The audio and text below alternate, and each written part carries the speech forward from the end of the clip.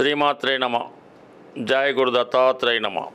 ఈ వీడియోలో మనం జూన్ 29వ తారీఖు నుంచి జూలై 26వ తారీఖు మధ్యలో సుమారుగా 28 రోజుల పాటు శుక్రగ్రహం వృషభ రాశిలో స్వక్షేత్రగతుడై మాలవ్య మహాపురుష యోగం అనే పంచమహాపురుష యోగంలో ఉండడం జరుగుతుంది.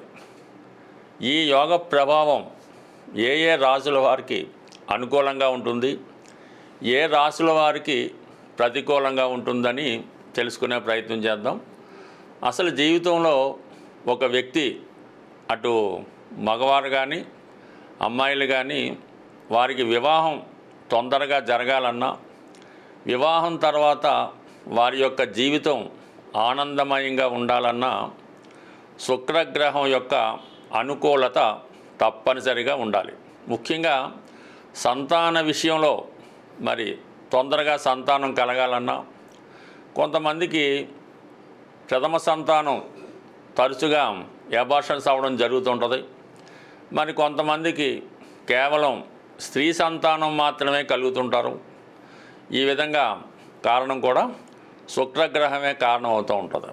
అలాగే మనిషిలో ఉన్నటువంటి అతనిలో ఉన్నటువంటి టాలెంటు అటు మ్యూజిక్లో కానీ, విద్యలో కానీ, ధన సంపాదనలో కానీ, మరి అతను జీవితంలో ఒక వ్యక్తిగా సుఖంగా జీవించాలన్నా, వారికి వాహన సౌఖ్యం ఉండాలన్నా, అలాగే స్త్రీల వల్ల అనుకూలత ఉండాలన్నా, అలాగే మదరు, సిస్టరు, భార్య వీరి వల్ల కూడా చక్కగా వారికి అనుకూలత ఉండాలన్నా, వారి యొక్క సహకారం ఉండాలన్నా శుక్రుని యొక్క అనుగ్రహం తప్పనిసరి.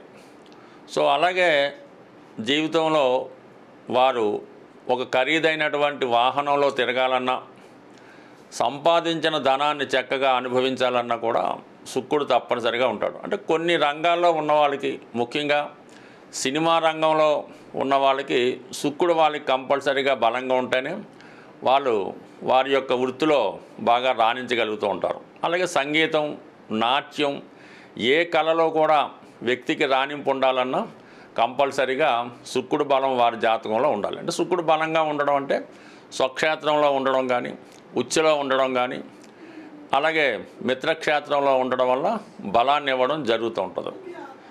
వారి యొక్క జన్మజాతకంలో శుక్రుడు కుజుడితో కానీ, రాహుతో కానీ, అలాగే మిగతా పాపగ్రహాలతో కలిసి ఉన్నప్పుడు జాతకుడు ధనాన్ని దుర్యోగం చేస్తూ వ్యసనాలకి, చిన్న చిన్న బ్యాడ్ హ్యాబిట్స్కి, మత్తు పదార్థాలకి అలవాటుపై జీవితాన్ని నాశనం చేసుకోవడం జరుగుతూ ఉంటుంది. అదే స్త్రీల జాతకంలో శుక్రుడు పాపగ్రహాలతో కలిసినప్పుడు వారు ఈ ప్రేమ వ్యవహారాలు, వివాహ జీవితంలో సమస్యలు, అత్తింటి వారి వల్ల ప్రాబ్లమ్సు, ఎవరినో నమ్మి మోసపోవడం, ఇవన్నీ కూడా స్త్రీల జాతకంలో శుక్రుడు ఈ కుజ, రాహువు మొదలగు గ్రహాలతో కలిసినప్పుడు చాలా వరకు ఇబ్బంది కలుగుతూ ఉంటుంది. అలాగే స్త్రీ యొక్క జాతకంలో ఈ శుక్రుడు కేతువుతో కలిసినప్పుడు వారి యొక్క సంతానం కలగడంలో వారికి ఇబ్బందులు రావడం, కొంతమందికి సంతానం కలగపోవడానికి కూడా కారణమవుతూ ఉంటుంది. వారికి సెక్స్ మీద ఆసక్తి లేకపోవడం, శృంగార జీవితానికి దూరంగా ఉండడం జరుగుతూ ఉంటుంది.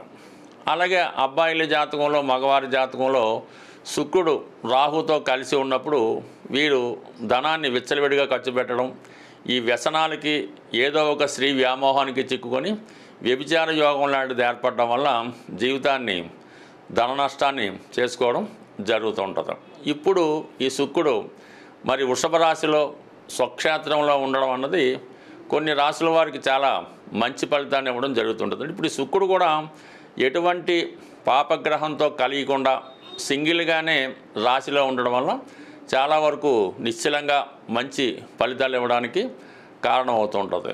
అలాగే అమ్మాయికి కానీ అబ్బాయికి కానీ వివాహం తొందరగా కావాలంటే శుక్రుడి యొక్క స్థితి చాలా ఇంపార్టెంట్గా ఉండడం జరుగుతూ ఉంటుంది. శుక్రుడికి బాగా దగ్గర డిగ్రీలో పాపగ్రహాలు ఉన్నప్పుడు వివాహం ఆలస్యం అవుతుంటుంది.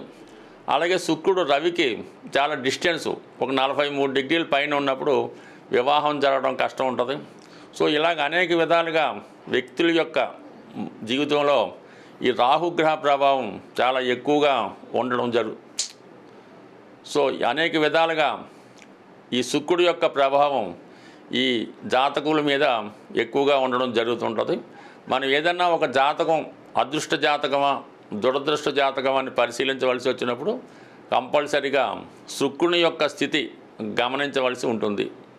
ఏదేమైనా శుక్రుడు స్థితిని బట్టి జాతకుడి యొక్క జీవితం, వాడి యొక్క అదృష్టం, వివాహం, సంతానం యొక్క అభివృద్ధి ఆధారపడి ఉంటుంది. స్వస్తి. ధనుసు రాశి వారికి శుక్రగ్రహ సంచారం జూన్ 29 నుంచి జూలై 26 మధ్యలో 6వ స్థానంలో స్వక్షేత్రంలో సంచరిస్తున్నటువంటి శుక్రగ్రహ ప్రభావం ఏ విధంగా ఉండబోతుంది అన్న విషయాన్ని మనం తెలుసుకుందాం.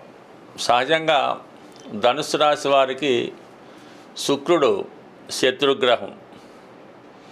అయితే శుక్రుడు ఈ రాశి వారికి లాభాధిపతి కూడా అవుతున్నాడు.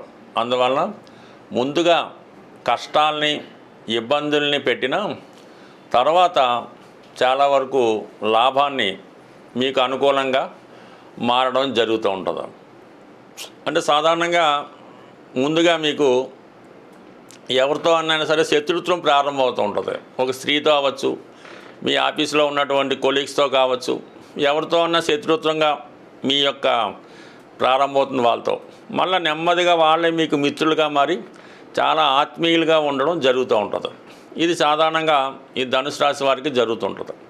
వీరి యొక్క వివాహం కూడా ముందులో అంత అన్యోన్యంగా ఉండదు. ఏదో మొక్కుబడిగా పెళ్లి చేసుకున్నట్టు, ఏదో కాపురం కొన్నాళ్ళు చేసినట్టు ఆ విధంగా ప్రతిదీ కూడా మెకానికల్గా నడుస్తూ ఉంటుంది. రాను రాను ఇద్దరి మధ్య బాగా ఆత్మీయత ఏర్పడి చాలా వరకు ఆ వివాహం తర్వాత చాలా సక్సెస్గా తయారై ఒకరినొకరు విడిచిపెట్టలేనంతగా ఉండడం జరుగుతూ ఉంటుంది. ఇది ఈ శుక్రుడు రాశి వారికి ఇస్తూ ఉంటాడు. అయితే ముఖ్యంగా మీరు ఏదైనా అప్పు చేస్తే, ఎవరికన్నా రుణపడి ఉన్నారనుకుందాం, ఏదో కొంత అప్పు చేశారనుకుందాం, అది నెమ్మదిగా పెరిగి లక్షలతో ప్రారంభమైన అప్పు కోట్ల వరకు వెళ్ళిపోయే అవకాశం ఉంటుంది. కాబట్టి అంటే శుక్రుడు కూడా దీనికి కారణమవుతుంటాడు. అంటే మీకు షష్టాధిపతిగా శత్రు, రోగ, రుణాలకు కారణమవుతూ ఉంటాడు. అందువల్ల ఇప్పుడు 6వ స్థానంలో శుక్రుడు రావడం వల్ల ఈ విషయంలో మీరు కొంతవరకు జాగ్రత్తగా ఉండాలి. ఎస్పెషల్లీ స్త్రీలతో ఎట్టి పరిస్థితుల్లో విరోధం తెచ్చుకోకూడదు. అంటే విరోధం అన్నది కేవలం మీరు స్త్రీలతోనే అనుకుంటారు తప్ప దానివల్ల ఏంటంటే అది మీ యొక్క ఆర్థిక పరిస్థితి మీద కూడా చాలా ఎక్కువ ప్రభావాన్ని చూపడం జరుగుతూ ఉంటుంది. అందువల్ల సాధ్యమైనంత వరకు ఈ జాగ్రత్త పాటించండి. హెల్త్ విషయంలో ఎవరైతే కొద్దిగా ఈ కంటికి సంబంధించిన ప్రాబ్లంతో ఉన్నారో వారు ఈ కంటికి సంబంధించినటువంటి వైద్యాన్ని చేయించుకోవచ్చు. చాలా వరకు శుక్రుడు ఈ డయాబెటిక్ వ్యాధికి, కిడ్నీ సంబంధించిన సమస్యలకి కూడా కారణమవుతూ ఉంటాడు. అటువంటి ఇబ్బందులు ఉన్నవారు ఈ సమయంలో దానికి తగినటువంటి శ్రద్ధ కూడా తీసుకోవడం అన్నది చాలా చెప్పుకోదగ్గ సూచన. సో ఏదైనా సరే ఈ శుక్రుడు 6వ స్థానంలో ఉన్నప్పుడు కొంతవరకు ఇటువంటి విషయాల్లో జాగ్రత్త తీసుకోవడం మంచిది. బట్ ఏదైనా మీకు ఈ సమయంలో రుణం కావాలంటే మాత్రం కంపల్సరిగా మీ యొక్క రుణ ప్రయత్నాలు చాలా వరకు ఫలించే అవకాశం ఉంది. ఎందుకంటే 6వ స్థానంలో స్వక్షేత్రంలో ఉన్నటువంటి శుక్రుడు వృషభ రాశిలో ఉంటే ఏ ఫలితం కన్నా మరి శుక్రుని యొక్క 2వ రాశి అయినటువంటి తులారాశి కూడా ఈ సమయంలో ఈ నెల రోజుల పాటు అది యాక్టివేట్ అవుతూ ఉంటుంది.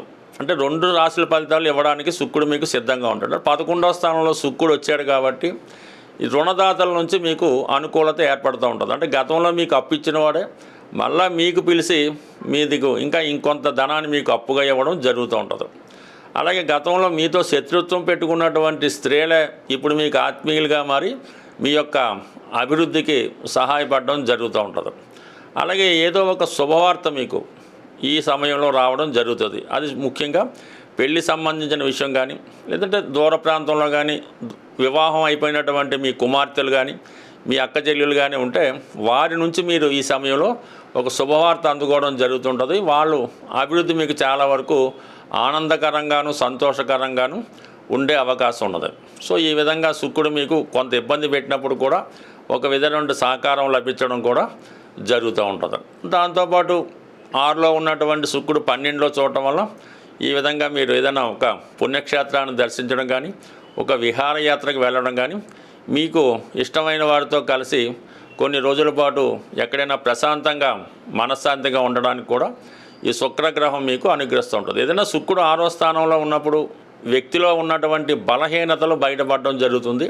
ఆ బలహీనతలకి జాతకుడు ధనాన్నే నష్టపోతాడు, లేదంటే ఏదైనా అప్పు చేసి ఖర్చు పెడతాడు, ఏదైనా ఒక తీయని అనుభూతి, జీవితాంతం మిగిలి ఉండే ఆనందం ఈ సమయంలో మీకు మిగిలే అవకాశం ఉన్నది.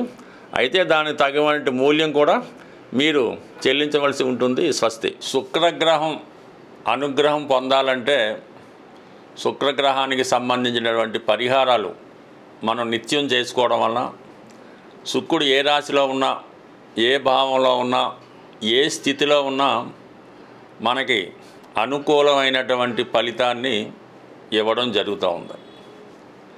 శుక్రుడు శుచికి, శుభ్రతకి కారణమవుతూ ఉంటాడు.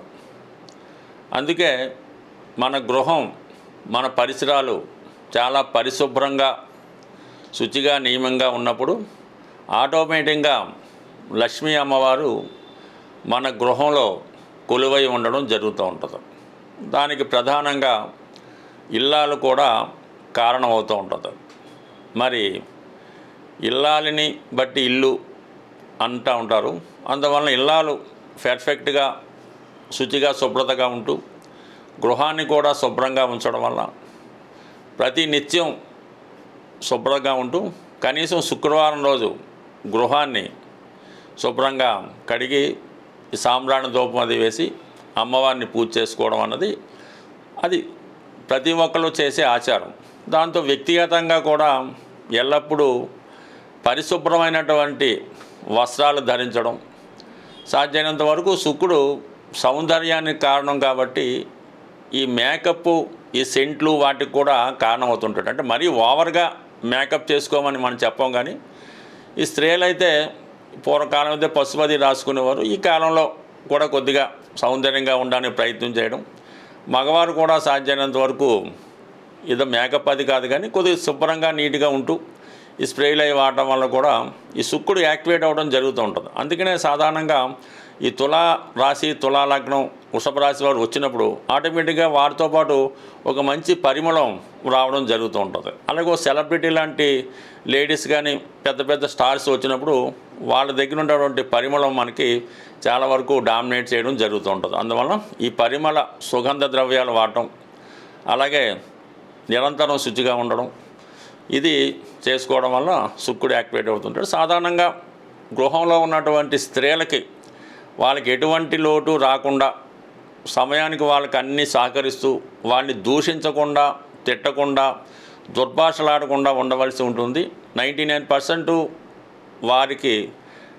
వారి కంటి నుంచి కన్నీరు రాకుండా చూసుకోవాల్సి ఉంటుంది. ఒక్కొక్క కుటుంబంలో ఒక స్త్రీ నిరంతరం ఈ చిన్న కారణాన్ని కూడా ఏడుస్తూ ఉంటారు. ఈ కారణం వల్ల ఆ కుటుంబంలో ఒక విధమైనటువంటి దరిద్రం తాండవిస్తూ ఉంటుంది. బట్ ఏదైనా ఆ కుటుంబంలో స్త్రీని మీరు ఎంతగా సంతోషపెట్టగలిగితే మీ జీవితం కూడా అంత సంతోషంగా ఉంటుంది.